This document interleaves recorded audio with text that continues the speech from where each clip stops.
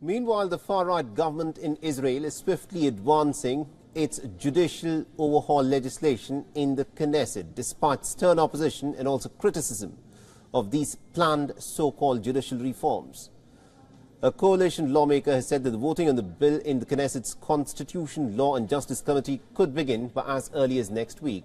Although by submitting reservations, the opposition members of the committee could delay the advancement of the legislation by several days. However, it is likely to be voted out of committee and brought for an initial vote in the plenum in the next 2 weeks. The bill would then be returned to the committee for further preparation before the second and the third votes in the plenum to pass it into a law. Lawmakers will first vote on some parts of the legislation. These, of course, deal with the composition of the Judicial Selection Committee and bar the High Court of Justice from exercising judicial review over basic law. The remaining aspects of the bill are likely to be split off and advanced separately. The legislation is being passed as an amendment to the basic law, which means that the judiciary would not be able to strike it down. Opposition members of the committee have reacted furiously to this announcement that the legislation will move forward in the next week. Meanwhile, a bill to restore Aryeh Deri as the minister by disempowering the High Court has been submitted to the Knesset.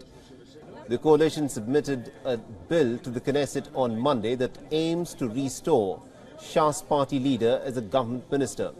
And this comes despite the High Court of Justice disqualifying him last month from serving in the cabinet. The bill would change one of Israel's quasi-constitutional basic laws by stripping the High Court of the power to disqualify ministerial appointments. The bill has in fact been signed by 36 members of the Knesset. The coalition hopes to see it brought for a preliminary reading in the parliament on Wednesday by next week. The Prime Minister Benjamin Netanyahu was forced to fire Deri in the month of January. The High Court ruled that the recently convicted lawmaker could not be serving as a cabinet minister over the charges of corruption that he had got involved in. And WION's Jody Cohen has been tracking the story pretty closely for us and has sent us this report from Ra'anana in Israel. Listen in.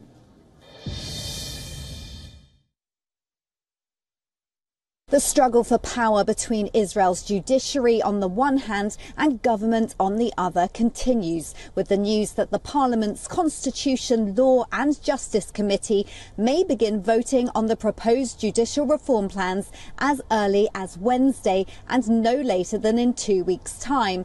And in a test of the judiciary's power, the coalition has also submitted a bill to Parliament. This aims to restore Shas party leader Aryeh Deri as a minister. Remember, he'd been disqualified by the High Court, and the bill proposes to remove the judiciary's power to disqualify ministerial appointments. This is Jody Cohen for WION World is One. WION is now available in your country. Download the app now and get all the news on the move.